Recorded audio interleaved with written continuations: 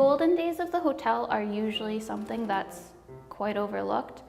The loss of the hotel was a tragedy, but I think it's easier for people my age or people who've never experienced the hotel or lived in Brandon during that time to understand how great of a loss it was after when it's explained that all the social events, all the police balls, fireman balls, they were held in the hotel.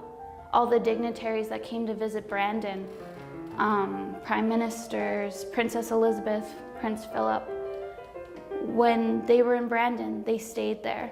And also, there are very, very adorable stories of people spending their wedding nights in the hotel because that was the grandest thing that they could think of, which nowadays people go to the Caribbean or they go off to Europe, whereas people at that time would just spend it in the hotel in their hometown. So those are some important aspects that I believe are really overlooked.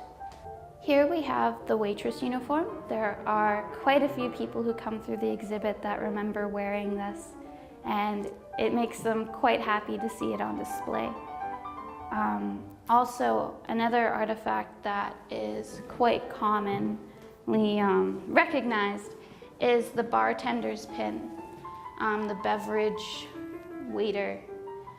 In order to serve alcohol, you actually had to wear that and have it on you. Another thing that really engages people in this exhibit is the phone book. A lot of individuals who had family that lived in Brandon, who used to live in Brandon, they love to go through the phone book and see if they can find their relative or themselves, which is usually a lot of fun for them.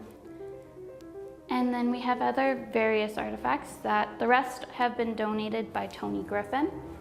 Over in this other display case, we have wine glasses, and they all have crests on them displayed.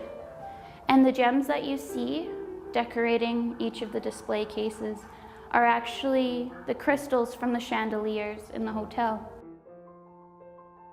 The photos on the wall depicting the demolition of the hotel in 1980 are courtesy of the Brandon Sun.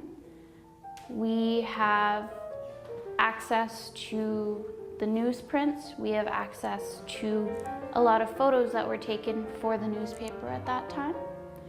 And because of the loss of the hotel, despite being a tragedy, it has also saved other historic buildings in Brandon. The exhibit runs till November 2nd. Our museum hours are Monday to Saturday, 10 till noon, 1 till 5. And on Sundays, we're open 1 to 4. Please come on down and check out the exhibit.